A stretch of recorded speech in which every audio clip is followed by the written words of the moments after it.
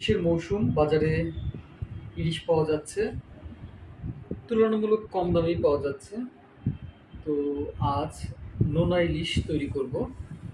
আমরা বাজার থেকে ইলিশ কিনে এনে এটি কেটেছি, একটু বাঁকা করে কাটা হয়েছে, মাথাটা বাদ দিয়েছি। মাছ কাটার পর আমরা খানিকটা শুকিয়ে নিয়েছিলাম, তারপরে এর সঙ্গে আমরা হলুদ গুঁড়া দিয়েছি, খানিকটা হলুদ গুঁড়া পোকামাকড় থেকে হয়তো এটাকে রক্ষা করবে, এরকম একটা ব্যাপার। আর দুইটা ইলিশের সঙ্গে আমরা মোটামুটি 150 গ্রামের মতো লবণ যোগ করে রাখবো। এখন লবণ দিই। হলুদ গুঁড়াটা বেশ কাজে দেয়।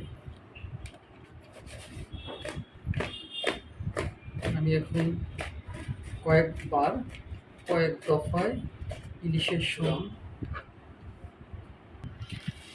আমি দফায় দফায় লবণ যোগ করছি।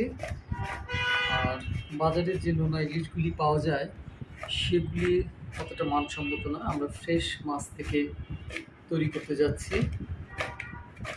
আমি দফায় দফায় লবণ যোগ করে খুবই ভালো মতো লবণ মিশিয়ে দিচ্ছি।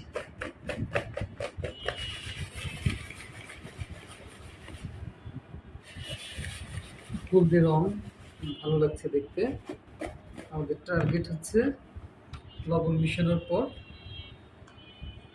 এইরকম একটা কৌটায় জার, এই জারের ভিতরে রেখে দিব। আশা করি এটা সব ঠিকঠাক মতো হবে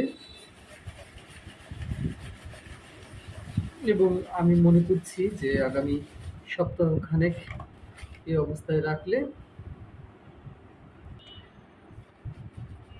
নোনা ইলিশ তৈরি হয়ে যাবে।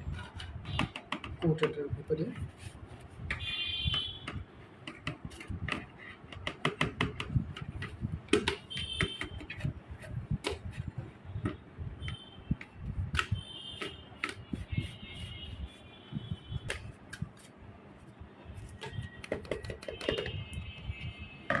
এখন আরো কিছুটা লবণ যোগ করে দিই, যাতে লবণ এই মাছগুলোকে সংরক্ষণ করতে মূল ভূমিকা রাখবে।